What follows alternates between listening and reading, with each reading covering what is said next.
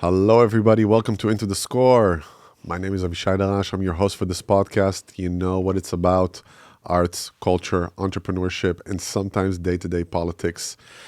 And today, I'm really happy to have with me, I'm going to try to say the name correctly, out of respect and love, Matthanee Nilavongse.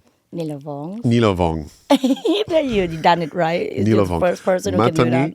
Matthanee Nilavong. Yeah, perfect. I got it. How are you, Matthanee? Yeah, really good. Like nice weather today.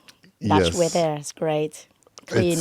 It's like nice. It's not too warm, not too cold. No, because in England now it's like rain and storm and so horrible. So glad to be here. Matthanee, take me please from the beginning of your story. Tell me who you are. So I'll cut to like who I am. So I'm just a little girl born in Bangkok, just like a normal working class family. My dad is a teacher, and mom is just like housewife and thing. And then I never go abroad until I was about 22 years old. So I applied a scholarship to go to Australia, and I got the scholarship. So I went there for the whole year. And then I just got the addict of like traveling now. That's my first traveling. It's 22, it's quite late. But then when I did it and just addict to it, so I came back to graduate my bachelor degree, and then I moved to Italy for about 6 months. And then I just realized I love Italy so much, and I think it's good for the art world. But it pretty much racism time at that time, 2002, like in the south of Italy, I couldn't get any jobs at all. Any good job. I mean, like I can do the cleaning that all the Asian woman can do at that time. So I'm kind of like in the the path of like, what do I want to do? If I keep going to be in Italy, maybe I'm not gonna go very far. It's hard. I mean, it's difficult, but quite too difficult. So, and then my friend invited me to come to England to help her with the Chelsea Flower Show. How old were you when I was in then Italy? about 24 now. And then, but by the time I get the visa, the show was finished. So I just came with 50 pounds. But then, like, I just thought, well, I'm in England anyway. Why don't I just see, like, how long can I stay for 50 pounds? Then it just took me 9 years before 50 pounds were enough for 9 years. Yeah. Wow. before I went back to visit in Thailand the first time. Yeah. So you didn't visit Thailand from 24 till 33. Yeah. Wow. How was that to go back to Thailand after 9 years? Just feel like a new, different person. Wow. It's like it might be the when you were quite young, and then like at the airport, like I'm not gonna come back if I'm not success, quite drunk, and then you never come back for 9 years, but come back with a success. So I got like a master degree, and then at that time I got like one restaurant, got my translating job, and my life is quite compact, and my kid is grown up as well. Got Yeah. pregnant as well, forgot to say. You got pregnant in these 9 years before you got to Thailand. Okay. Actually got pregnant after like 2 months in the UK. Wow, that was quick. Yeah, That was very quick. I know, with a Thai boyfriend at that time. Are you still together? No. But we're still good friends, yeah. Yeah. And okay, but I wanna know, because it sounds like a very inspiring story. You come with 50 pounds, then you jumped. You said after 9 years, I go back to Thailand. How was that mindset of having only 50 pounds and saying, I'm gonna try it no matter what? I think it come from like when you feel like you didn't want to disturbing your family. Like, like you can ask them like, oh, can I stay in England a bit longer? Can I have a bit of money? Can I study and everything? But you kind of like, well, I'm graduate now, I should be the grown up. I should be like able to look after myself. So I kind of like have a challenge. I love the challenge, basically. Just see how far. It's nothing wrong, isn't it? It's nothing to lose. If I'm kind of like fail and then like, oh, mom, can you send money to like buy me a ticket back to Thailand kind of thing. I just thought like, look, I buy one-way ticket. I got 50 pounds left. So I just want to see how far I can go. So the first thing I did, I remember, was I asked the Thai temple in London if I can stay for free, because you're a temple anyway, temple for people. So I went to stay in a Thai temple. I snore really loud, I remember. Like all the monks are very scared. And then, but the good thing about it is like you meet loads of people in the temple. And then I'm start asking like, do you have a job? Do you have a job? Do you have a job? And I'm start in London to work for like £1 an hour because I didn't have visa, the right visa to work. So I'm like £1 an hour. yeah, so I'm like immigrant. Wow. I did work there for like about 1 or 2 months. Yeah. Did you, did you have moments of almost breaking and saying, I can't take it anymore? Or was there something that kept you like going? It really A kept me vision? going. Like he paid me £70 a week, and then I have to work from 10 to 10, but only 6 days a week. So I have Sunday free, so I can go out in London with £70 and a free, free accommodation. At that time, I thought, okay, fair enough. This is a good start. Then I can go to everywhere in London for £70 on Sunday. But then the cutting point came to like that the guy who actually the owner is Thai. Is very racist to the Thai people. Like they're labeling me like you do that, you do this, shouting in front of people. So I think like after 2 months, my limit was like, no, this is enough. So I just walk out. Yeah. And what was after that? I'm asking these questions because it's very inspiring, especially for people that are listening to this. Instead of seeing like, Matthanee that is successful, build the God, I've been homeless like 3 times. yeah, but I mean like build this community, the Golden Lion, Yeah. help so many people. There is a path towards it. Yeah. And that because path is inspiring for people that are maybe True. feeling the same right now, are in a similar situation. Yeah. So you are getting out of the temple there, you don't know what to do. You're like, I'm done with it. What is the next step? We had during when I worked in that 2 months, I met the lady who teaching the food hygiene and kind of thing, and then so I tell her the problem, and then she said, oh, well, let's try to work in the festival. I know some people who do the festival, like Red Hot Chili Pepper, Tea in the Park, Scotland, and things like that. So I quit the job, and then I went to work with the festival. And then I went to about 2 festivals, and I got sacked because I would get too drunk. Not that, but I just make everyone drunk as well. So that like live and learn, isn't it? I'm quite young, and then like to like enjoy my life too much. Yeah, and when did the pregnancy come? Then you said after 2 months. So yeah, so then like that during that time, and then I asked my boyfriend like, hey, let's go to get married in London. That would be fun. I never married before. And then I called my mom, said, Mom, I'm gonna get married in London. And then my mom said, are you drunk? I was like, no, not really. Just want to try. Were you drunk? I'm not sure. I can't remember. So I get married in London, like, because you can. Then I thought it would be fun in marriage certificate. And then, a month later, I'm pregnant. What was it? Were you happy or were you stressed about getting pregnant so quickly and in such an unstable situation? So unstable situation, and I'm just like, I think I need to like abortion and everything. This is not right and everything. But then my boyfriend said like, are you so stupid? Like you got education and like why the beggar or the dog can have a baby and you can't? You're a human. Why can't you? So he kind of stopped me like thinking of abortion and just thought, well, maybe he was right. Maybe I could try. Of course, I assume that you're very happy that you didn't make that decision. Right? Yeah, I think it like totally changed my life. I think, well, maybe I'm still a drunk if I haven't got babies. Because I think like when you're pregnant, I think it changed every people. Yeah. You become someone who just want to be response to your life a bit more, not just like I want to see how far I can go, but you want to know how far you can go in the right way as well. Yeah, and also there is a little helpless creature that you start living for, right? A lot of people say, a lot of parents they say, once you have kids, you understand that you will die for them. But I believe I have 2 kids of my own, and I believe that you start actually living. Yeah. Like what you said, like you would be a drunk and go out to parties and continue with the self-destruction. Yeah. But all of a sudden there's a person in you that requires you to grow up. Yeah. Feel like if you are the bad person, the effect is gonna go to your baby. Kind of, like they might not hurt you, but they might want to come to hurt your baby, kind of Yeah. thing. So, yeah, make me want to be a decent person. It's an amazing vision, which a lot of people don't have right now. I would say thank you to my baby because like, if it doesn't happen, I don't know what am I gonna be. Yeah, How old is he now? 20. 20. Yeah, and he's a policeman. And he's a policeman. Okay. So you're 54.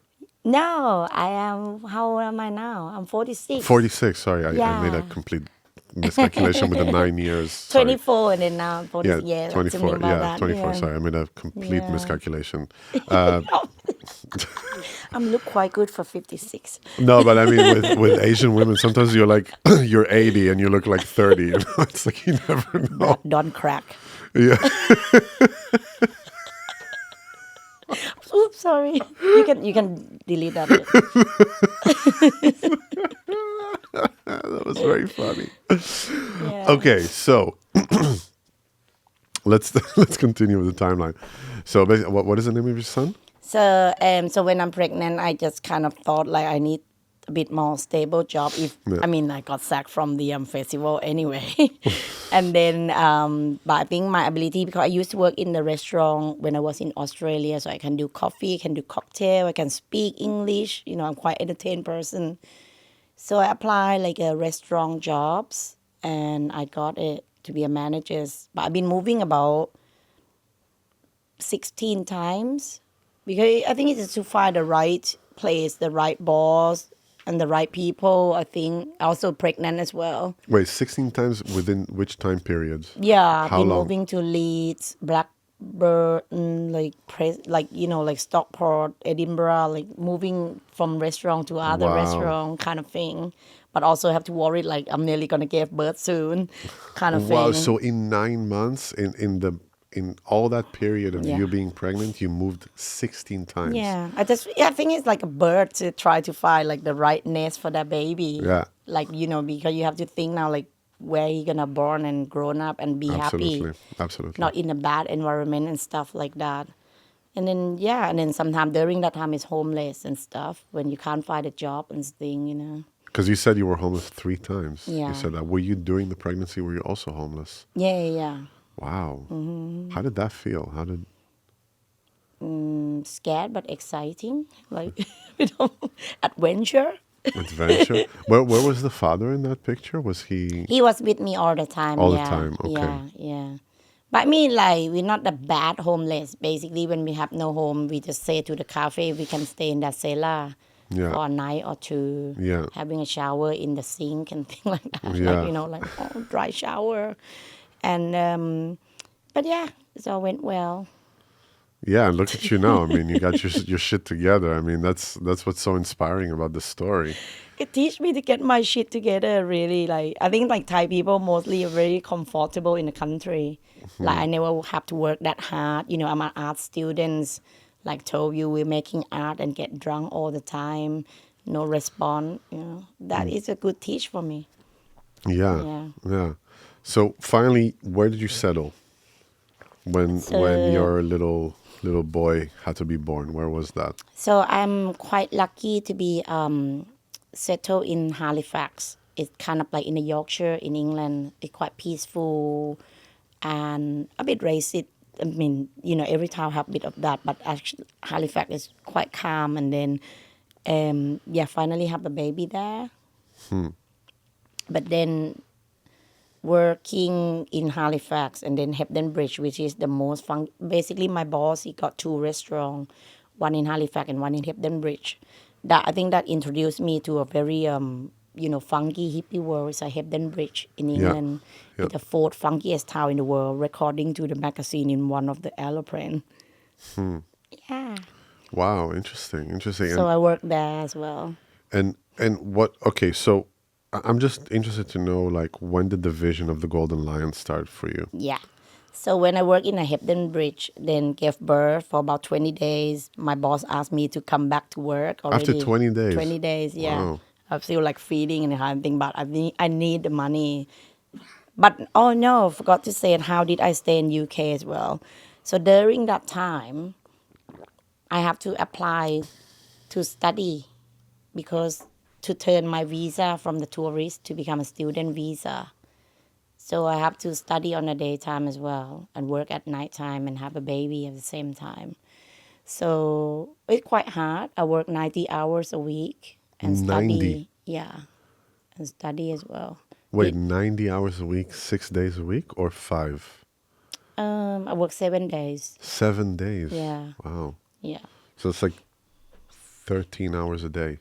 Something like that. Because I remember on the daytime I work at least as a telesale, like seafood telesale and thing like that, selling like spring roll seafood, everything, beers and stuff. And then nighttime work in the restaurant. And then the evening see a bit of baby and then wake up and like keep doing that and then go to study as well. Wow. Yeah. No, you cannot be a drunk if you want to do that. No. Quick change. No, it's a quick change. Exactly. It's growing up very quickly because Yeah. of that. So Yeah. you're working 90 hours a week. Yeah, but to keep the visa going for 10 years, because after 10 years, then you can apply to be a citizen. But then at that time, it's about 9 years. And then I worked in the Hebden Bridge for 5 years around that time.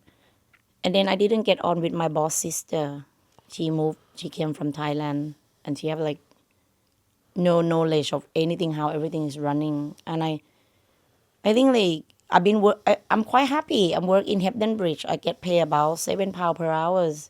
I mean lower than minimum wage, but I'm happy to be there because it's a nice people, it's a nice colleague and everything. But then one day I realized like my boss sister is here and I can't make myself get on with her. So what is the point? I thought like, I was in the safe space there because my son is growing up in a good school. I rent a house. I got £40 a day, my wage. I'm happy. But no, I wasn't happy. So I'm just like, I just quit the job. Yeah. So I just said to her like, what do you think? And she said, well, blood have to be thicker than the water. And I understand that your family will be more important than me. I'm just a manager. So I quit, and then on that day I went to drink in a pub. And then I asked the pub owner, Justin, he called, I said, oh, I heard you opened a bar in Todmorden. What kind of food are you doing? Because in that town it's got no Thai food. Can I do Thai food like 2 days a week? Like a pop-up. At that time it's no pop-up yet, 2010. And he said he'll think about it. He's going to do a Mediterranean restaurant. And then he come back to me in 3 days and said, oh, my chef didn't want to do it now. You can have it 7 days if you want to do Wow. Thai food. And then me, got no job, no money, no security, no nothing, no benefit, no nothing. So I'm like, yeah, why not? Just do it. Yeah. So I went to do my Thai restaurant. First place is called Three Wise Monkey, above somebody bar. Yeah. So I get Yeah. in for free, and I did it. Wow. That's really providence, like they call it, from like divine protection, because you had nothing, you had this, and you Yeah. offer your services. You thought you're going to get it only for 2 days, if at all. And then he offered you a I just full want time. like about £200 a week, then I can stay alive and feed my kid and thing. But then he like, oh, he give me 7 days. That's great. Got it for free, and then so I run it for about 6 months, and then I able to clear all my debt with the university because the university is like £14,000 a year for master degree. So in 6 months I cleared What the was your debt. studies? What were you studying? Visual art. Visual arts. Yeah, in Leeds, Bradford. So I cleared my debt in 6 months, and then 6 months later, I buy the bar of him. So I have the bar and the restaurant now. Wow. And then a few months later, I sell the kitchen to my chef, so I make £30,000. Wow. Luckily, It really flipped, huh? For you. yeah. And then I walk past the Golden Lion every day on the way to shopping, and I'm always like, oh, this pub is so big, but it's always empty.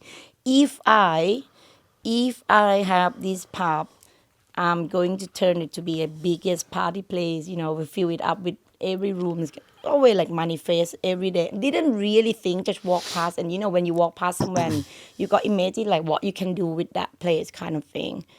And then nothing in my mind was just like that. And then I was like running the Three Wise Monkey. I'm quite happy because it's very sustainable. It's a nice small place. Can run by itself. So in 2014, before the New Year Eve, I thought I was gonna tell my friend I'm going to go to do PhD in Brighton because the place can run itself now. I can keep continuing study because I want to be a doctor geek. I don't know why. I just thought it would be cool to be a doctor. To So be a doctorate, doctor. like the PhD Ah, doctorate, PhD. Yeah. like Okay. Doctor geek. Yeah. Yeah. So I got this silly idea that like I'm gonna do that. But then I got a phone call before the New Year Eve and said, "Oh, geek, this pub is like, the guy who run it just do runner again. Would you want it? Do you want to run it? Do you want to have it?" I was like, "Is it free?" Like, yeah. So like, okay, yeah, why not? So I have to tell my friend like, I'm not going to PhD now. I'm going to do running the Golden Lion. Wow, that's cool. Yeah. And then you got basically. Did you buy it recently? No, you're just running Just it. rent it, yeah. So basically, you had literally this manifestation process, thoughts, words, action, sunmitsu, in that sense. Like Yeah. really, in that, like you When said, I I was think thinking back about it. yeah. You were thinking about it, Yeah. and then you said what you wanted, and then the action came. Yeah. Not even think about that time. I was like, oh, is that what happened? Kind of thing, yeah. Yeah, in And retrospect. everyone that I know, all my best friend, my boyfriend, Richard himself, just like, don't do it. Like, because it like a minesweeper, like the three wise monkey is like this big and golden lion is like this big.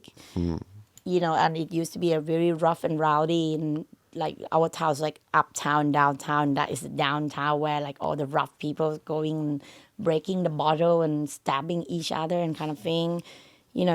Just not very nice atmosphere. Yeah. And I'm like, okay, yeah, I'll do it. Just not really listening, do I? What was that thing inside of you that told you not to listen, to only listen to yourself? What was that? I don't know.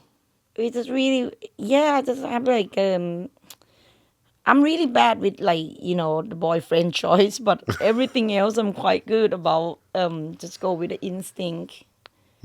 If you are really not try to think like, some people try to like all positive and kind of thing. I don't think I'm a very positive person. I think of the negative too, but I think you can feel it. Yeah. But also it's like, I think one of my boyfriends said like, have you ever fear? Basically, I think people stop do lots of things because they have a fear. But I'm come from like nothing, so I don't have those fear. More than anything, it's not about yes or no, but it's about like, why not? If it gone wrong, then yeah, it's fine. Nothing to worry about. Yeah, because if you have like, if it goes wrong, Yeah, anyway, you're we in the still got three same. wise monkey. Yeah, exactly. Thing Exactly. like that. Yeah. You would have actually something to fall back on. The three wise monkeys instead of the golden lion. Yeah. Yeah, and I think like lots of people scared of being shamed if they are running Absolutely. something and not succeed, and they thought it's a big shame in their life. For me, it's like, yeah, I try lots of things and it fail. Like, yeah, fuck it, it's my fault, or it's just bad luck or whatever. Yeah. I don't feel shame. Yeah, if the thing that I do my best and that doesn't work, it doesn't work. Wow, interesting. I think I have that shit. People Like have if fear. if it doesn't succeed, it's like there is this feeling that I've disappointed myself, in a very Part of the perfectionist, isn't it? yeah, yeah. I mean, I'm not a perfectionist, but I'm very, very ambitious and goal oriented, and I'm impatient also. So it's like you put all these together. Of course, it's getting way better. But like if I look Yeah. at myself when it was like 10 years ago, it was like everything needs to happen now, and like we have to go after it, and things Yes. things take time. It's a process. Yes. It's a process, and I think that especially when we want, or me, I can talk about myself, when I want to achieve something, there are just a lot of details that I have no idea about. Yeah, sometimes you didn't see the blind spot. Exactly. And we are human, and like, we can make a mistake, of course, and also the time and space. Because like, I can see loads of restaurant and business. They open in like a perfect location, good stuff, nice food, but it just never success. Why do you think that's the reason? It's just time and space and a bit of luck as well. You know, the business is not about like you can calculate everything, logistic to everything. If you have no luck, it's just no luck. Because someone might run a business so successfully and then, but his dad is very ill or his partner very ill and they have to stop for a reason. Yeah. So I think like there were time and space for everyone, and you know like, and then if you try to do something and it's not work out, it's fine, let it go, and then when the time is right, it will happen. You're a big believer in karma in that sense, right? It's very science, like karma is like a scientific, isn't it? It's like if you know, throw the white ball and the white ball is bounce back to you, kind of thing. I kind of believe in that bit. Yeah. Of Isn't the karma way like when literally a definition of it is action? it's an action and a thought. It's everything. It's a living. I think like when you wake up, if you kind of like, you know, wake up and like, I'm going to go to do a bad thing and kind of thing, it's not going to end well, I don't think. No, absolutely not. So like if you wake up like, today is great, I'm going to go do this, it's a good thing, you know. I think it's all the good is just around. And then if something bad happens, it's like, yeah, but I'm going to still doing good thing anyway. Yeah, because I guess if I'm correct, I mean I'm just getting to know you right now. Is that you're really focusing on the positive, in that sense? Yeah, because I mean, in the sense of what I mean by that is that you had all the reasons to be negative, yeah, but you kept on going. yeah, So it means that internally yes, you have a positive compass Yeah. that pulls you into the direction that you Yeah. want. Because we can think sometimes that we want to achieve something, but it actually comes from a negative place of compensation, or it comes from a place of, I want to have power, or I want to have something. And you were more busy with giving instead of getting, right? yes. Because you know, during that year of fighting, it's just so many negative, like got racist attack, got like the unfair boss and wage, or like all these negative thing. I think it's like a really give me a really good power. It's like a magic power because like all this negative is very pushing me up of Yeah. like, right, I have to get away from here. You have to go above them so you can tell them what to do. You know, when you become like, I think if I was like in a quite easy life with no negative, I would be too comfy and lazy. I'll be like, I'm super happy. I'm not gonna do anything. Yeah. But because I just saw so a lot of like unfair thing in the world, so I just like, look, I want to be the boss, so I can fix it. Yes. Yeah. Yeah. Yeah. Basically, you learned what not to do. And people who look down on me, I wouldn't hate them. I did actually say thank you to them as well. Really? Thank you to like, you know, call me that day because look at me now. Oh. Have you been raised Buddhist or? In Thailand, everyone is like Buddhist, but I don't like all those ceremony and monk and everything. Yeah. Because I don't believe in, you know, all the ritual and stuff. But now I can see a bit more that Buddhist is quite just try to get people zen, you know, like Yeah. quite science kind of thing. So I'm kind of like Because it's a very Buddhist value. If someone pick up hurts lots of you, philosophy from that. yeah, if someone hurts you, you actually thank them for the lesson that they gave you, or you thank them for the opportunity that you had to experience that with them. Yeah, the Buddhist kind of thought like, oh, it's something that you done in the bad, you know, in the past life, and then it's coming to this life. Nothing you have to do about it, you know. You're just living your minute, not the past, not the future, just the moment. Yeah. Yeah, Beautiful. but I'm not religious. But I just like philosophy of the Buddhist. Yeah, but I think the Buddhist philosophy is extremely deep. I Yeah. mean, it's extremely deep, and I mean, I'm Jewish myself, and I see a lot of similarities, a lot of like connection to nature, connection to people, Yes. you know, all that stuff, and yeah. So I want to get back to that timeline. So you get the Golden Lion. How does it start getting connected to music? How does it start connecting to Golden Lion sounds? Yeah. and the CIC that you developed. Everything. So yeah. so from the day one, the people said, "Don't do it, don't do it. It's not gonna work." And then I did it. And then you're like, no, I'm gonna do it. Yeah. So I kind of like opened around my birthday, and they were about, I think, on Sunday, the 1st of March, and about 600-700 people on that day by the count of the drink that I sold on the first night, on Sunday night, which is not too bad. And it getting really busy, and I didn't realize like people just want this space because we got no like children's space in Todmorden. They got no English class, Spanish class, yoga class, and kind of thing where people can use the space. And I said, well, I got lots of room, yeah, and we didn't use it on the daytime, so please use it. We got so many people who want to do a pop-up kitchen, to do pies and pea, to do burrito, and I was like, okay, I got 7 days a week. So apparently, like it basically the town, Todmorden, is already ready. They just wait for someone to open the door.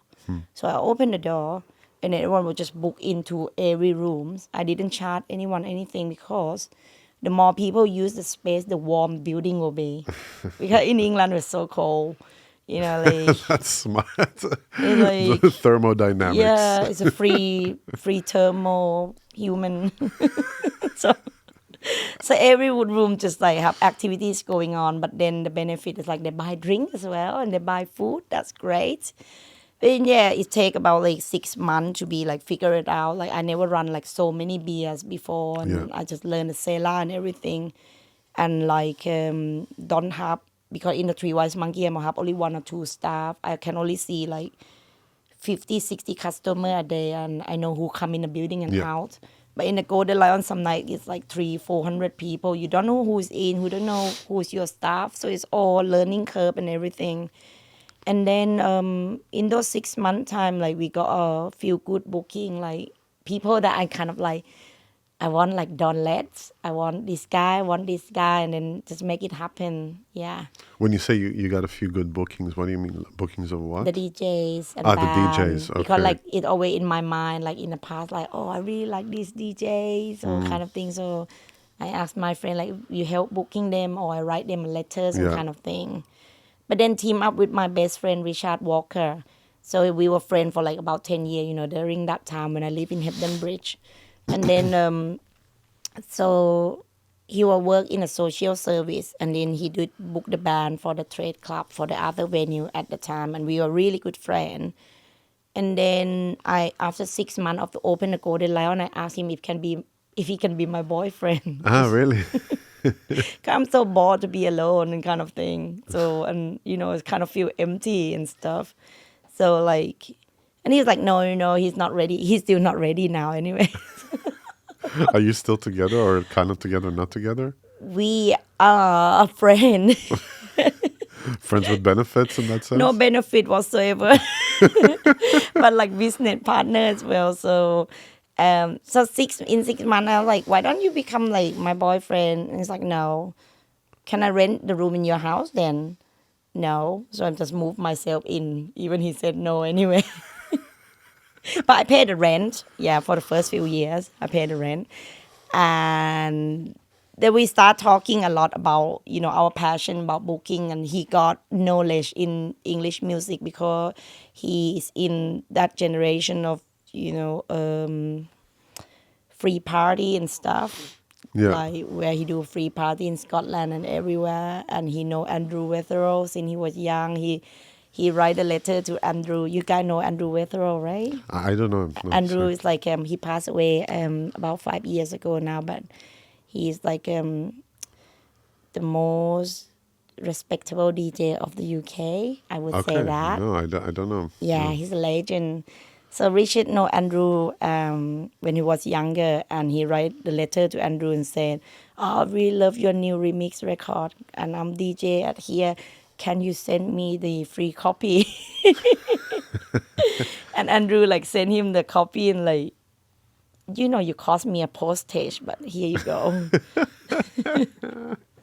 That's great. So I think we kind of like have a bit of similar background. Kind of, we love people and we love party and we love giving and stuff. Yeah. So we work together and it does really well.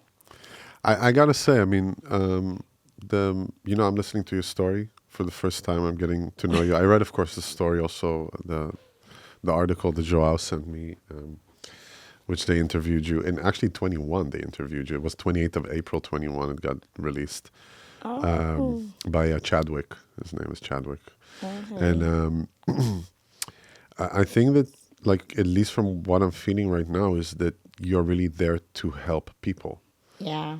instead of taking. I mean, I said it already in the podcast in the beginning, or at some point. And I really feel that we need more people like you in our business, in the business of music. I'm myself a musician, and I'm in that business for 20 years. And I've seen a lot of people that just want to take, a lot of people that they're not really busy with building community. No. They're busy with building themselves Yeah. on the back of a community. Yeah, like you were saying, like when you have a negative experience, some people just holding it and thought like that they have to get it back. Yeah. But for me, it's like if I have loads of negative background and I did, then I just want to help others to not have to gone through like what I gone through. Yeah. You know, in that last 10 years, I think like if somebody helping me, my life might be faster than have to wait for 10, 12 years to become English citizen and do all of this.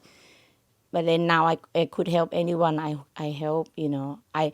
I don't agree with the war, and I never post anything like politic about the war because I don't believe like Instagram will change or like all that side petition is changing anything. But if I saw the people who affect from the war, I help them whatever I can. Yeah. I mean, that's all I can got help. very affected by war. You know, I come from Israel, so it's like I got lots of Israel friends. yeah, and I mean, we all really. I mean, I was born into war basically, and experienced it from a very young age. And what it creates just it's like compounded trauma, compounded trauma on top of each other, and PTSD and all that stuff. And Yeah.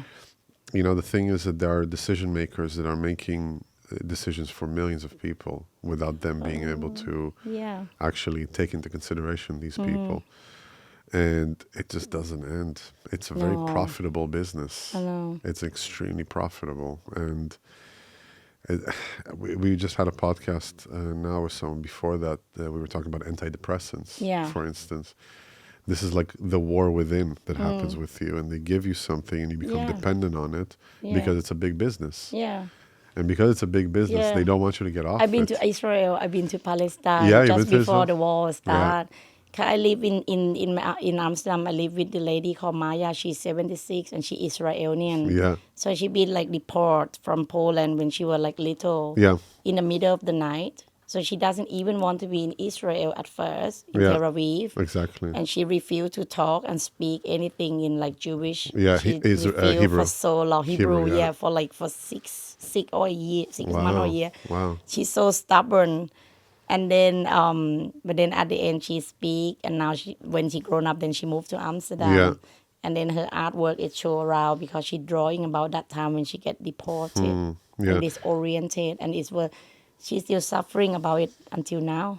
Of course, I mean, the family of my dad, they got deported from Iraq. Yeah. Like within 2 days, they had to Yeah. leave everything behind them. The family of my mom, and they the same. dump these people in the desert of nothing, and they build up thing, they build a community, and then now they get blamed for the war. They get blamed for everything. They get Yeah. blamed. I mean, the anti-Semitism is the oldest root of hatred. I think also, I don't know if you heard that Charlie Kirk got assassinated.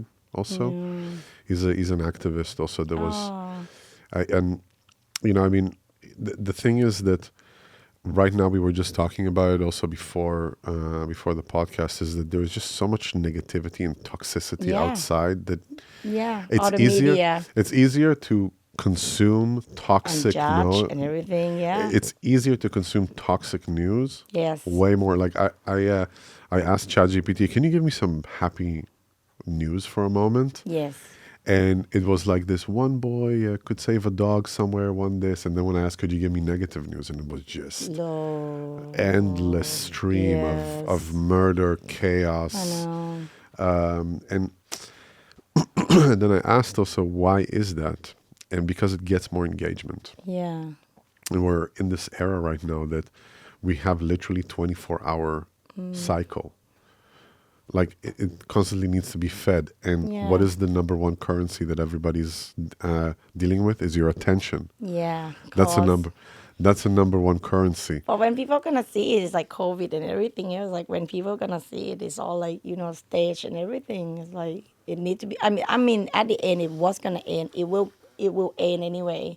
We just don't know when. But now, why people just put so much anger in? Like I understand, but yeah, I mean, because people are enraged. It's easy. It touches their emotional body. yeah, It touches the reptilian brain. Just like they want to catch you and they want to have a response from you.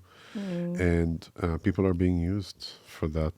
cause I booked the Israel DJ a few months ago in May, Red Exit, and then in my town is so much a big like pro-Palestine Yeah, thingy, yeah. and Was there a backlash? yeah, got people like shouting at me like, "Why are you doing that?" And I said, "But why you bring the war to home when we are all peaceful here?" Like, my artist, he's not a murderer. He No, a DJ, and he got a family, and he make music like every other musician, I know. and he came here to play the music. And you are shouting at me right now, why you bring the war in my house? Yeah. When I'm all peaceful here. Yeah, but All saying, that's exactly like also what's so funny is that music is there to connect, and all of a sudden it became, or art is there to connect, and all of a sudden it became completely politicized. Yeah. Completely politicized. Like everything is just so polarizing and politicized. yeah, Every single thing is politicized right now. I mean, my brother died 30 days ago, 34 days ago he died. I'm so sorry. Yeah, it was horrible conditions, and I got a message from someone on Instagram, one less Zionist, and I was just like, can you imagine? I mean, I was so shocked by this. I was so absolutely shocked that I just deleted everything and I blocked the person. But this happens. Yeah. I mean, my brother died. He Yeah, like, left. they put all these Palestine flag like all over Glastonbury, but if it like 50 years ago, it would be Israeli flag, I'm sure, to like big up the Israel. But now it's like you shouldn't big up anyone. Basically, of course, we will help everything to stop the ceasefire, Yeah. but like it doesn't mean like you have to try to kill the Israeli that not know anything about it. Like I mean, it's interesting because I suffered myself personally. Also, my career suffered from it. I got canceled. I got things taken yeah, from me of and all that course, stuff. And I'm like, dude, I left. I'm not even like I'm an Israeli citizen, but I'm like a European citizen. I don't have anything to do with that. And it's no. exactly what you said, that they bring the war to them, and that's why I still believe that this is all funded and it's all When they try to pushed. say like they try to stop the war, but they bring the war everywhere. So I Exactly. was like, Exactly. That's not a get it. dichotomy. That's a dichotomy of like it became all of a sudden like a call for violence, while in truth, so many people are suffering in the diaspora. So many people are suffering like outside Yeah. of that region and area, Yeah. which have nothing to do with that. It's like a collective punishment. Yeah. And like what you say, you want to just book someone. First of all, before he's Israeli, he's a person. Yes. And he comes to He's a play human. music. He's a Yeah. human. And he goes and he wants to play music, Yeah. and all of a sudden you politicize that. Yeah. This is for me, it became so ugly and so out of proportions. And that's what I wanted to ask you also about this. In your community, do you tolerate any politicized actions from people? Hello, it's like a huge thing. Like, I have my noodle bar now, which are very strong politic view stuff. And I'm not allowed to sell Coca-Cola. I'm not allowed to shopping Amazon and everything because it's from Wow. Israel. Wow. Okay, this little thing I can support if it make them happy.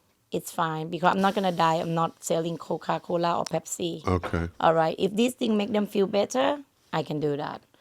But if they ask me like if I can post something on my Facebook about like, oh, we sell this Palestine bag, Yeah. and I was like, I'm not doing that Yeah. because I'm not believe in any politic on the social media. Yeah. I believe in like what is help. Like if you want to go to protest and do silent protest, and then to kind of like force the government to be more serious about it, and it will work as an impact of the big thing, go for it. Great. Yeah. But if you want me to shout out on the social media, I'm not that kind of person. But I help nowadays. I help Ukrainian people. I help Israel people. Whoever need a job, Yeah. I can help them if I can. Yeah. Yeah. But I'm not gonna go like, oh, like this brewery send the beer to Israel. Like let boycott them and everything. Yeah. But this brewery is your local. They're your local. They live in England. Like It's so crazy to me, man.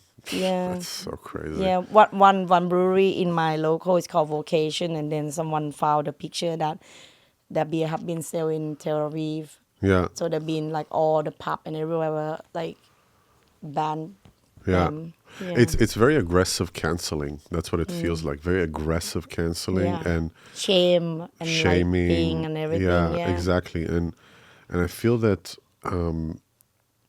this is going to be a trend that passes. It will pass because most people that are doing that are in these type of movements, they don't really have anything to do with that. They don't really have any skin in the game. They're not connected to the place. They're not this. And they're doing it as a trend, and then it will pass. But there are actual people that are being affected by this Yeah. because of this trend. Yeah. There are actual people that feel discriminated. There are people that feel isolated, and people that feel that you're being put in a box that you have nothing to do with this box. I've been I left Israel 16 years ago. I've been here for 15 years. And it's the first time within 15 years that I'm like, I feel really discriminated for very basic things. I hide my Israeli sometimes from people. I had to change my name on Uber. I had to. No, it's real. It's real. I don't feel comfortable speaking Hebrew on the street. Like I just don't. I mean, Yeah. I heard what happened to friends of mine. A friend of mine recently played in the BIM house, and they heard he's from Israel. Someone came up and just said, "Free Palestine," and threw something on the stage. I mean, it's like, Yeah. why are we even getting to these places? Because this polarity continues engagement from people. This polarization, and also people are being radicalized with their Yeah. phones. Yeah. They're being just radicalized constantly, radicalized. I see it from both ends. I just came back from Israel now. The place is completely split, and one side says this, the other side says that. People are just so divided and polarized. They just go at Yeah. each other. Of course. And and then I hear about your Because- type of initiatives, and I'm like, we need more of that. Yeah. When I went to Israel before the war was started, some Israelis got kidnapped as well and kind of thing. So some of my friends in Israel were living in fear as well before all the war started. And then when I went to Palestine to the Bangkok hotel, and then met the leader of the Palestinian, and he told me about like how anger that they have, and he asked me to stand where they got shooting last week. The children got shooting here. Yeah. I think, to be honest, that was the most fear in my life, to stand there for a few minutes because I might got shoot because they didn't know who I am, and there might just something just happen randomly and kind of thing. And I understand like why they're so angry and everything that happened to their life, from like being from like not enough water, being doing that or degrading and stuff. But it's like, why English people not get blamed for like been promising them loads of things, it doesn't happen, and why Germans like Nazi doesn't get blamed from like deport people to Israel in the first place. So like when people were like shouting me like, why you book like Israel DJ, and I was like, but why you still use English DJ and German DJs? They were the cause of the problem. But this bit like maybe I'm mental. No, you're not mental. I think it's valid questions. It's valid questions because it's the same. It's it's basically a very selective outrage, And when it's selective outrage, then you understand that there's an agenda behind it. When it's selective, when it's like, okay, we're just not going to look at the specific thing, which is valid as the thing that you're being outraged about, then you understand that there's an agenda there. And Yeah. there is like, there are talking points that are connected to it. There's like propaganda connected to it. There's like, when you look at it from that angle, all of a sudden you understand, oh, wait a second, you're scapegoating a specific thing. Because they here. just consume what they've been gave, like, you know. Yeah. So, Yeah. yeah. And I think that's why always also the phones and the type of content that people consume, you have to be really careful with that. Yeah. Really, really careful with that.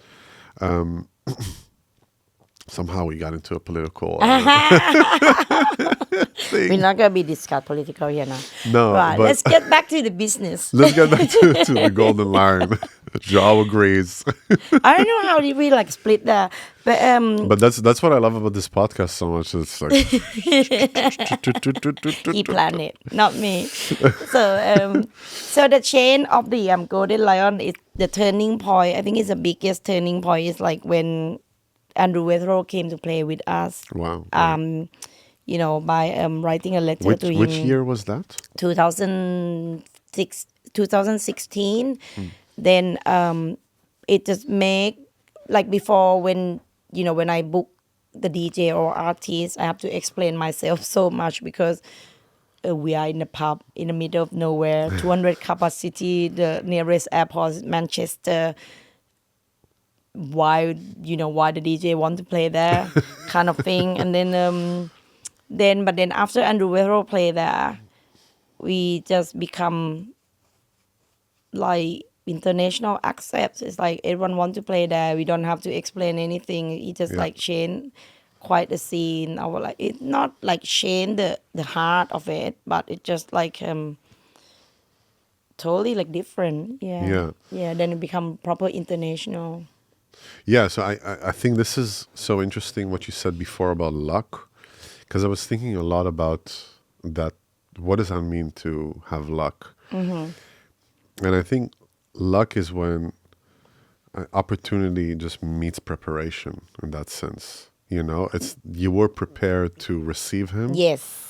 And, I agree. And you took also the chance. Yes. Because Richard was like... Because not just luck alone. Like, for example, like really good luck, but you don't want to get out of the bed. Exactly. You're not going to get that. Or you could Richard could have contacted him, but you didn't have the place. And then what? You know? Yeah. Then the opportunity doesn't meet the preparation. Yeah. Or you can be prepared, but there is no opportunity. Yes. And then, because I've been thinking a lot about, because especially in this volatile business of ours, which is entertainment or hospitality, or it's very hard, you know? And if I even look at this podcast, we're very consistent every week, no matter what. We're uploading, even if we have to do 4 after each other, because we need to make sure. Eventually, the opportunity will meet the preparation, in the sense of So you have to keep on Andrew. trying because you believe in this good, project. Exactly. You Yeah. keep on. You can't. People become unlucky in that sense is when they're trying one time, second time, third time, and then by the 4th and the 5th they're losing motivation. Yeah. Which actually by time 17, that's when it hits. It is because before we get there, 2015, okay, we opened the door in March and we were very success. We start booking DJ. Everything is going well until before the New Year Eve, we got flooded. Like about 1.5 meters high. Whoa. So every speaker, everything were under the water. Like some business were closed down for about 6 months at that time. Like the whole village is flooded. But we were 3 days. Everyone from the country come to help cleaning up. So we opened just in time for the New Year Eve. Here you go. That's lucky. Yeah. Preparation, That's opportunity. lucky. Bad luck, yeah, really lucky. No, but they helped you, in that Yeah. sense. And then you could still open it. And then what I meant by that is that if you didn't have, or Richard had the balls to call Andrew and just be like, hey, let's just do it. Yeah. Because he could have said no, this place Yeah. is nothing and this. And it Yeah. could have broken your spirit. But Yeah. but you But then continue. you have to try better. Exactly. You're like, exactly. oh, maybe I will offer him the better speaker. or the better meals. Exactly. But Yeah, the refill, the reject, all the negative is can be good too. yeah, of Yeah, course, of make you course. try harder. Like if you say you keep trying this podcast for so long, and then like It's not that thing long. happen, that not long. Nah, I Then mean, keep trying. we've been. I mean, we've been posting every day, every week since. If I really think about since March, we've been posting every week. How is the idea start? Like, why do you want to do it? Because you I think you wanted can to. help people. Well, it started. I started actually in May last year, and I was thinking because I just wanted to get more of the music, like the scene of the musicians, so people will Together. get to know them more. Because I feel the musicians, they're not so verbal with how they are. Yeah. They're much more behind their instruments. Of course. And I literally started, talk about luck, opportunity in this. I started with just 2 iPhones. And I had like the speakers and I had the apparatus for Look this. at you now. Yeah, but that's what I mean. That's what I mean. And then the thing that happened is like I made the first episode and I need to edit myself and do this, and I realized like I can't do this, and I just sent out like energy out there. I was like, I'm looking for an editor, someone to help me. And Joao said yes. The thing is, I know Joao for many years. We did many projects. And because, I mean, Joao brings all this, I was like, listen, man, I feel really bad. Like I can't hire you on this level. Like it's a concept. And then we decided together that it's going to be a joint thing, a communal thing. Yeah. So we joined forces, Yes. and then look at where we are right now. And there's like a whole machine that is running, and now we're going to open a foundation. We're going to open a Great. company and create it and make it like and get subsidies. And I wish you all success. I got a magic wand. yeah, that's what's up. We get your blessing. Yeah. No, but what I mean with that is that like if you got to be a little bit delusional sometimes. You know what I mean? Yeah. Do you agree? You're a businesswoman. You know that. You got to be a little bit delusional. Yeah, People yeah. tell you, don't take the golden lion. Don't do it. And you're like, I have a delusion that this is going to work. Yeah. And that delusion is what Yes. brought you all. I can feel strong of your delusion. Yes. We're very delusional. It's great. Yeah. But that delusion creates eventually the reality, you know? Yes. Because if you think about also when you went next to the golden lion. It's an imagination, you mean, as well. Yeah. Exactly. I mean, delusional to be like, I could fly in this. That's like, that's a little bit, I mean, that's against physics, Yeah. But to start a community, like we're basically interested in building community here. Start a community and bring people together and create and give voice to those who not necessarily have a voice or from a different angle, We could have done this interview also like, okay, tell me about the golden lion, and I'll just have talking points. But because you told me about yourself, I could bounce off and we're just having a conversation here.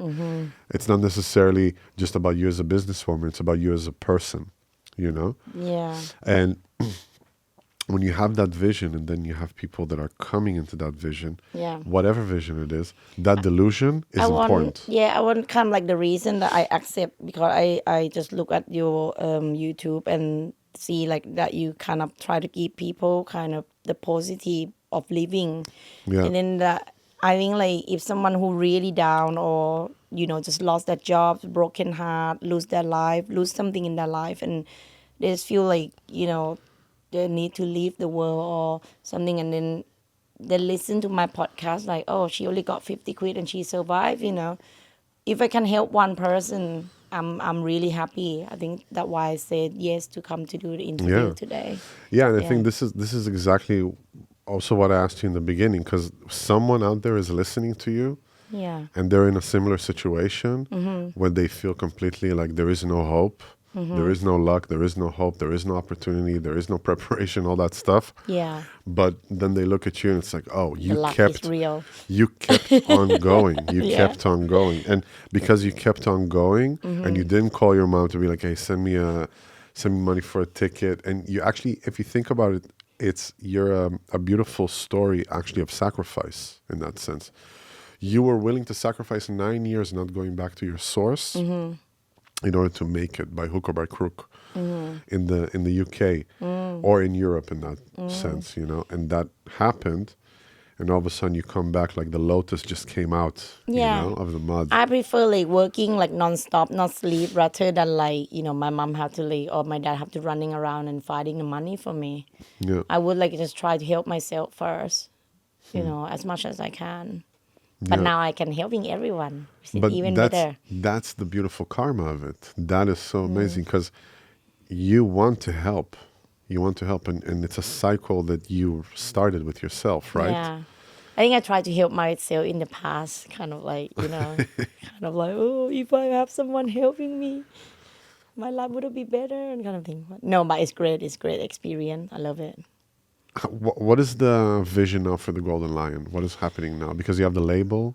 So in 2015, 16, when we get so success, I got like interview from the Vice magazine, and they said, "Oh, what is your view? Like, what's your vision? What's your future of the Golden Lion?" And I said, "Well, I was like 40 something, and all my friend is 50 or 60. I'm gonna open the old people house, like commute where we can live together, and then have a music room and oxygen tank, and we kind of die together and still, that was my vision at that time, and That's a good vision. like commute for the old raver, because like you pay. I think I got that idea from like they pay £1,000 a month, right, to live in the old people house. I don't know. I never I lived think in one. something like that. So in the Golden Lion, I can spread into about 10 bedrooms. So that 10,000 a month, Oh, yeah. doing nothing. It's amazing. What a businesswoman! And we still can have a rave night and selling tickets to come rave with us and kind of thing. That's my vision. So the Golden Hospice, yeah, Golden hospice for your end of life. just like We are gonna get old. We are gonna get old, right? Yeah, course, kind of of thing. course. So the Golden Lion Sound is happened during the COVID. So in the COVID time, I was a mayor in Todmorden at that time in 2021, and everything shut down in March. yeah. That's so in March amazing. 2020, everything I shut down. appreciate it. It's so amazing because if it's not shut down, I think I'm gonna die. Because like we have the gigs like 5-6 days a week, like American, European band, Monday, Tuesday, Thursday, and kind of thing. Sunday, Friday, Saturday is heavy, booking fully for the whole year. And COVID came, everything canceled. I'm like, wow, this is great. I actually have a sleep. Isn't it funny that everybody felt kind of the same? That everybody was on the edge. Like, I'm working too much. Everything is like 7th gear, Pause. and then pause. That's it. It's so amazing. Love it. I got a baby just. Oh, I got your a baby lucky like baby two- got all the like- love. It was like my baby was born the 5th of March 2020, and the lockdown was 17th. Yeah, so 12 days before, and we had So all the the best love. delivery ever. Great. That's great. I'm glad for you. But sorry, I'm just. Ha! And then I turned I stopped working for a bit, and then I think I must get bored. Then I turned the pub into the supermarket, like a selling Chinese supermarket. Then people still can come out to drink beer because you essential shop, you sell tofu, but beer. So you can kind of drink, hanging about and talking. So it's like a center point for people to, because you can't go anywhere, but you can go to supermarket. So you come to the Golden Lion supermarket, and then you still like chatting and meeting people and kind of thing. And then after. So you destined, like, instead of it being a pub, you turn into a supermarket. Yes, That's so I very can open. We never close. We never close. And then like the National Museum take the sign, thing that happened during the COVID. They take the sign of Kiki Supermarket. It's in the museum right now. It's so funny. We even make a music video at that time. It was funny. And then I think I get a bit bored. Then one of my staff is Dutch. He called Flip. And he said, "Oh, Geek, I cannot work today tomorrow because I have to go to see my grandma. She got operation in Amsterdam." I'm like, "Oh, it's very nice of you. Can I go with you? Can I pretend to be your girlfriend?" Because you can only travel because if it's essential. Oh, yeah. I know, right? I like, you just find loopholes in things. You just find loopholes. So I came to Amsterdam during the COVID, where it's like all the hotel was closed, so you cannot book in anywhere. And Flip was stay in the squad, RDM in the north. Yeah. So I just stay in the squads in the first time in my life for a few weeks, and then I met the guy who created the poster for Robodog in 2005, 2006. He called Walter. So I just fall in love with him, and then. Yeah, during the COVID, I got supermarket, I got a boyfriend, and then I have the record company. I'm the most busy COVID person ever. So I moved to Amsterdam. I thought I'm gonna leave everything in England and then move over here. Wow. And then met Walter, and then I start to. Because how old was bored. your son back then? He must be about 16. 16, Yeah, okay. but he lived with his dad in With his dad. England, so it's fine. I never seen much of him during the COVID because he kind of oh, mom, you got lots of germs. Stay away. Don't come home. You meet so many people. So I moved to Amsterdam and I kind of got bored again. Started learning Dutch language, and I thought, what is the best way? It should be working with the people. Then I can teach. Study more Dutch and thing. So I applied the massage reception in the south of Amsterdam. Yeah, spa rose kind of thing. So I start work as a reception, and then everyone just keep teaching me how to massage. So I end up to become a massager as well, masseur. And then I moved to Den Haag, and then I do the masseur 9-10 hours a day when everything was closed. If you remember, the bar was closed, restaurant closed, but the massage open. How great! So Listen, it made no sense. All of it made no sense. I know. I just find work everywhere. We weren't allowed to be more than 4 people, Yeah. but we were allowed to do a rehearsal with up to 100 people. Yeah. It made no sense. And prostitute is fine, but not eating. Yeah. It's just so weird. If you look at it in retrospect, it's so stupid. If you think of it, it's just the rules were well, today it's fine, Yeah. tomorrow not. Yeah, so tomorrow germ is not there. Anyways, but yesterday germ is still there. And then I biking around in Den Haag and I found a place. So I opened the Golden Lion in Den Haag on the Land van Meerdervoort. Yeah, during the COVID as well. That's bold to do it during the COVID. I kind of thought it. I thought if you buy something, the end of the war and then after the war, that thing is gonna be very flourishing. Yeah. It will make sense kind of thing. I kind of thought, and it was true actually. It was really busy after the COVID. It was busy. Yeah. Yeah. For how long did you have that I had it place? for nearly 3 years. Nearly 3 years. Okay. Mainly I thought it can be another Golden Lion in Europe. So the DJ over there can come over here. We can do the exchange program, kind of thing. But it ended up all the Thai people just came in. They turned it into the Thai karaoke cafe. And I couldn't say no because I never hang out with the Thai people that much before in England because I'm keep working and work with English people.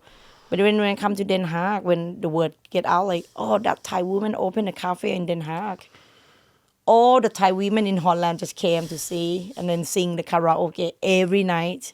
It's mental.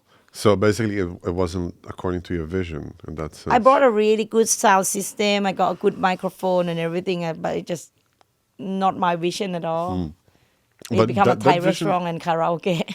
But that vision can still happen. I mean, in the sense, because what you told me now, that you want to do this exchange program, there will be a proxy of the Yeah. UK Golden Lion, and then you bring it to. I believe every country in the world they can Yeah. do this. What's the word? What's it called? like Resident. like franchising basically, or residency. Yeah, residency. Everyone can connect. for Yeah, sure. of course, of Yeah. course. But you can franchise it. I think you can. I just maybe now. So talk to Hoan before we came in, to franchise the stuff. It hasn't got a heart, isn't it? You can have a speaker, you can have a building and something that look like Golden Lion, but it's got no heart in it. I found that That's after the 2 issue. years that I Yeah. keep flying here and there, and then it's not the same when Yeah. I'm not here. But I think this is a really. I mean, of course, I'm saying it because I'm completely emotionally detached from it. That it was an amazing lesson for you. In Yeah. the sense of realizing what doesn't work and how you Yes. don't want to do it. And that's one of the best lessons. Yes, because I talked to Hoan before I got this delusional you got oh, how come some businessman can have 10 business around the world and then he can manage it. And I Yeah. thought, well, I'm only gonna have one here and one here in Europe, and it seemed like a nice country. I could possibly manage it, but it won't be the same. Yeah. It not have me in it. Yeah. Yeah, but I mean, that's another That's a thing. big lesson. Yeah. Yeah, but I think that's another thing that, like, one of the reasons to, I don't want to say it's a big thing that we suffer, but let's say it's a big reason that we struggle is that we compare our inner process to the outer image of other people. So if you see a successful, wealthy businessman running 10 businesses, you can't possibly know if you don't know really that person what they're going internally with these businesses. Because someone else is watching you and says exactly the same thing. She can run this place and this, why can't I, And they don't know that you tried something and it didn't go according to what you dreamt of. So in that sense, I think it's always good to be like, okay, what is the thing that I'm looking for actually in that specific thing? And could be maybe with the golden line that you had here in The Hague, is that the target audience wasn't the thing that you were looking for. No. Because it firstly attracted, not. like you said, the Thai women, or attracted like the karaoke. Yeah. And then you said, I couldn't say no. So basically, if you Yeah. didn't put the boundary Yeah. to be like, I'm going to keep it actually the way that it is in the UK, Yeah. then it turned into something else. Yeah, but it opened me to the whole new world. I went into so many different dodgy business. All these Thai women were like, whoa, they're running the brothel, they're running the massage shop, they're running restaurant, they're running loads of different things. And I'm like, wow, totally whole new world for me. It's great. Yeah, you learned a lot from it. Exactly. Got the new friends. I wanted to ask you, this is something I'm asking everybody in the podcast. What would be the advice you would give yourself, Matthanee, that just moved to Europe, now with all the experience that you have? Just slow down sometimes. So I think I have to slow down myself because like sometimes like follow this, instinct is great, but I just like make the decision very quick on things. Like I can go to restaurant, like order the food straight away without even looking the detail on it. Basically, this sounds great, let's order it. Or like, this is feel right, just do it. But then at the end, kind of like, I can get myself into a lot of trouble by doing that. I mean, I still like happy resolve problem, but I'm getting older. Maybe I don't need all that trouble. Maybe slow down and only choose what I really want. So don't be so impulsive in that sense. Yeah, and don't say yes to everything. Yeah, but I guess you're in a position already that you don't have to say yes to everything, right? Yeah, You but I can like be more to say selective. yes. I'll make t-shirt, just say no then. Just, just say wait. Yeah. Yeah. Hey, just say wait. That's a good very one. good. Commission, please. The link for the t-shirt is in the comment. We were just talking about doing merchandise. You should do a merch, definitely. Yeah, because we were it's like a talking one about- way of people want to support you. We did the merch during a lockdown. So the idea of the Golden Lion Sounds came to the lockdown because basically it's me that thinking that all my friend artists, they are self-employed, right? Yeah. Mostly they are self-employed. yeah. They not have like a furlough money or whatever or support from the or government. institution behind them. And they've been paused for a year or two. Not that financial, but that mentally is gone really bad too. Then so I thought like what I can do to help my friend. So I kind of like formed this like the foundation, the CIC, the non-profit company, Yeah. where people can sell me the music or we can do the live show online and everything. And then my artist friends still get paid. Yeah. So that's why the Golden Lion Sounds came from, because they give me the digital and then I make it into the vinyl, and there were lots of people got lots of money during the COVID and they bought the vinyl. So we released 500 copies, it sold out in 10 minutes, Wow. Yeah, so like Amazing. Wow. we just come in the right way somehow. Then I'm just get really high. I'm like, yeah, we'll make a t-shirt as well. We make cups. We make everything and we sold out everything. Yeah. So it was come out of the crisis actually, right? Yeah, but I mean that's also always crisis. But and it's not my opportunity. money. It's basically it's in the foundation. Then when someone need like have the project and said, the Ukrainian guy want to do a video, then we can pay him to go to do a video. Yeah. Or some artist said, So you got also this opened a track. foundation? Is it This also did a non-profit, just a the non-profit nonprofit? company. Okay, wow, Yeah. great, Yeah. great. I don't know what's it called. Just charity. Yeah. Okay, because I saw also the CIC Yeah. concept that you have, yeah, which is also great. Yeah, I mean it's from Community interest company. yeah, Yeah. community Yeah. interest company, yeah, exactly. Because that's interesting. Like in times of crisis, it's a moment to actually check what is the ground that you're walking on and actually leverage it for your Yes. benefit, and then help people with that. My benefit is I have more fun and more like things to do. In times of Not crisis, bored. Yeah. so you like action. Yeah. Yeah, it Yeah. sounds to me like you like action. It's like, let's have a baby after 2 months. Let's have this. Let's have that. Let's go this and check that. Yeah, it sounds like you're very you like it. You like the action. Yeah. I need to slow down. Matthanee, thank you so much for doing it. Yay! Really, it was fantastic to get to know you, and thank you so much for doing this podcast and Thank bringing you. your luck into it. Well, I hope like I can help someone who watching this, like like if they were struggling, it's not just you, it's everyone in the world is struggling in You a can say different it way. to this Yeah. camera. In different way. Everyone's struggling and I was struggling as well. And maybe I'm still now, but we just have to keep on trying. Yes, amazing. Matthanee, again, thank you so much. I want to thank also Joao, our producer here behind the camera. You see me constantly like looking at him. Just it's the partnership, just laughing constantly. Oh. Again, thank you all so much for joining us for this podcast. We had so much fun. Please be a part of this community and what we're doing here, what we're building. Become a member of it. Like, subscribe, share it around. We have so much more content with so many interesting people coming your way. And we will see you at the Golden Lion.